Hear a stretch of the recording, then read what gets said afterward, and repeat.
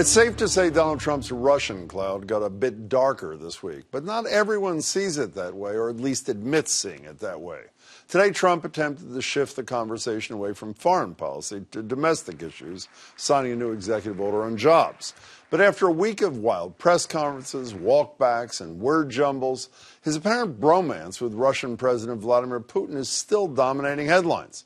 Last night, in an interview with CBS's potted plant, Jeff Glor, Trump attempted to clean up the mess, more than 4,000 miles away and 36 hours after the fact. Mind you, by finally laying the blame on Vladimir Putin.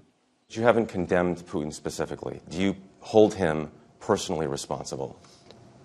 Well, I would, because he's in charge of the country, just like I consider myself to be responsible for things that happen in this country. So certainly, as the leader of a country, you would have to hold him responsible, yes.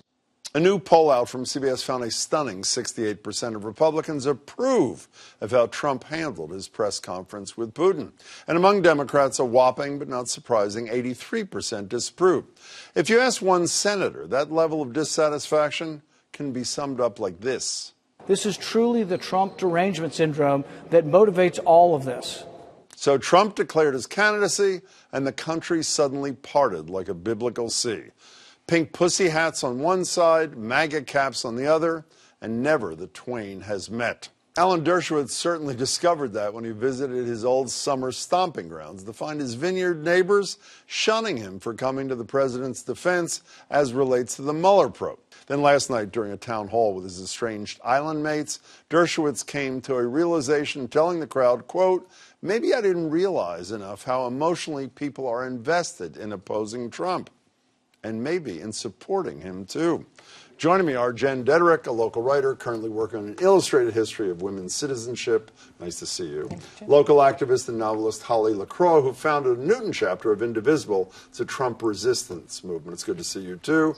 And Jennifer Nassour, former chair of the Mass Republican Party and founder of Conservative Women for a Better Future. Jennifer, it's good to see you. So, as I say, aside from policy, Jen, and its impacts, Dershowitz a little late coming to the game, I think. He's clearly on to something, right? I mean, the people are a little emotionally. Well, what's crazy to me is this idea that as if it's just policy. Like, we were talking backstage about having relatives who were Republicans, and my dad was a Republican. We used to debate politics. It kind of drove me crazy sometimes. It was fine. I love my dad. I have relatives who do.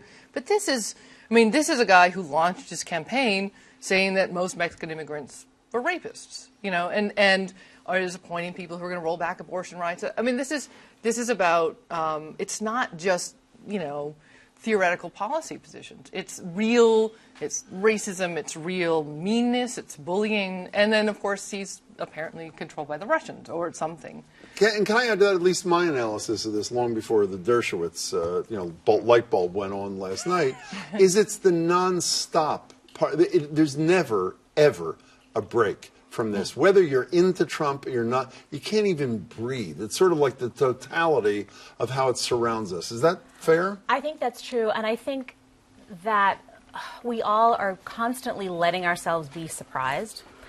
We are constantly surprised by the next thing that happens, and that's a distraction, and I think we need to accept that it's going to continue to be bad, and it's probably going to get worse before it gets better. So even though I introduced you correctly, you're not as a Republican former chair, you're not a big Trump fan. I think that's fair to say. Is that fair? No, I'm not a fan of how he says things, how he communicates his views. But in the world, I mean, the amendment I made to the Dershowitz thing on the radio, too, is my experience, admittedly anecdotal, friends on the street, on the radio, taking calls, is the so-called, quote, emotional involvement of people who love Trump is as intense and as deep as those who can't stand him. Is that not what you find? Yes. I mean, this is the conversation that we were just having. My mother is an ardent Trump supporter. I was horrified with anything I had said against the president while the campaign was going on during the primary. And still, when we have conversations, she will say things to me like, "You're a Clinton lover," and I'll say, "Mom, I'm a Republican. I didn't vote for Clinton." It is, and it's constantly, it just happened yesterday where, "Oh, you hate him and you love the Democrats." I'm like, can we just come back again? And that, I think that emotional stuff that happens, I can't talk politics with my own mother now, because no matter what I say, in her mind, I am opposed to Donald Trump, who You've is gone to the my dark Donald. side in her estimation. Right, exactly. You know, by the way, your mother, you'll feel better. It's not just your mother. Let me read you from a couple of a mountain of emails we received on the radio talking about this today, Boston Public Radio. Marjorie, I've been in a deep funk since November 9th of 2016, had a hard time articulating exactly how I feel, other than I'm very depressed. I feel like I constantly have a hand around my throat, squeezing the breath out of me. The drip, drip, drip is like water torture. That was Joe. And then Ray, yet another person, meaning herself, where fallout from politics ended my engagement. She says, yeah, you know, the person who I think hit, I don't know if you read Diane Heston's piece today in the Boston Globe, but she's talking about her 500 voters who she stays in touch with. There's a lot of overlap on some issues, but she says the problem isn't how we feel about Trump, but how we feel about each other, playing off this. Right. That, to me, is what's caused the emotional turmoil. And that, I think we're terrified. And I think. What do you mean terrified? Of what?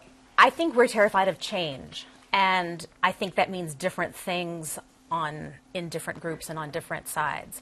But I think that is why we are so quick to judge each other. We are so quick to apply these purity tests. We were saying that this conversation when your mother said, well, I know you voted for Clinton, blah, blah, blah, that it could be like a Mad Lib, and you could take it to another group and have a blank for, well, I know you voted for blank. But there's also it's something different about this because I mean, there have been times when there have been presidents that I, had voted for that were in office, and I could criticize. I could say, oh, I don't like that he did that, or, and it was always a he.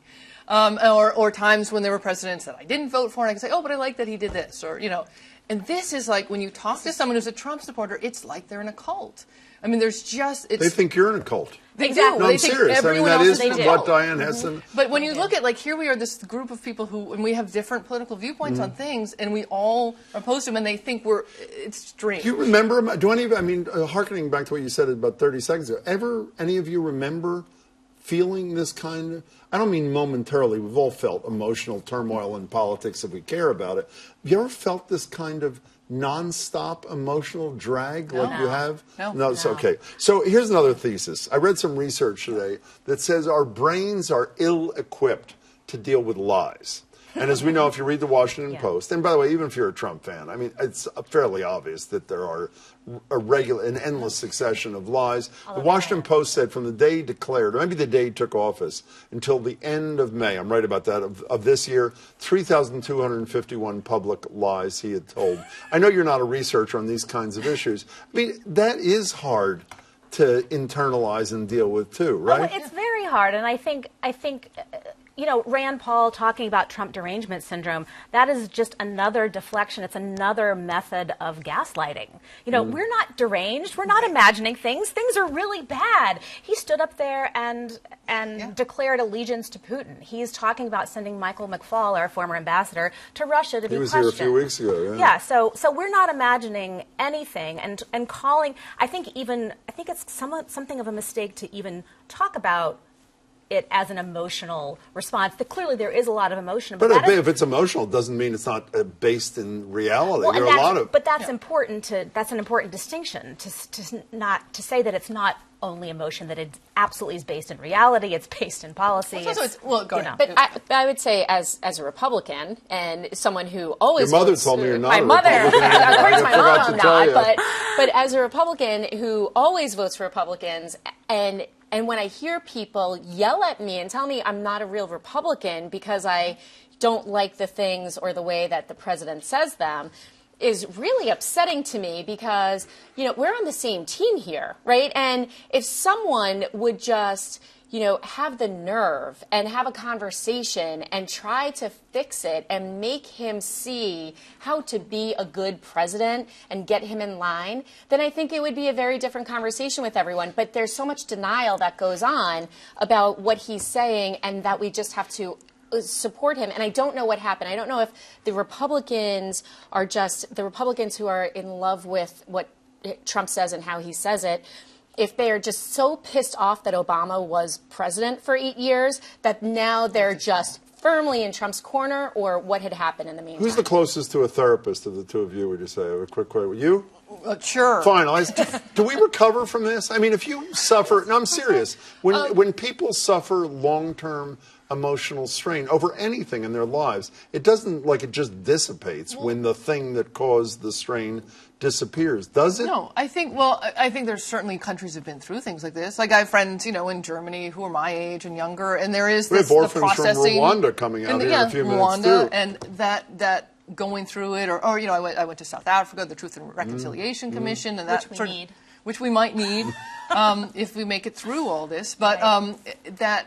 Of course. I mean, I think, when my parents were born, World War II was going on, and Hitler was, maybe going to take over the world. And so there are certainly things that have been scarier than this in a bigger way. But there is, I have to say the gaslighting, it's even when, I didn't like Reagan, I didn't like W, I didn't like this, but I never felt like, oh my God, they have no idea what they're doing. Glad we Sometimes fixed this. We got to go. Jen, it's a pleasure to see you as always. Holly, you too. Thank you. Jennifer, thanks so much. Appreciate your time, all three of you.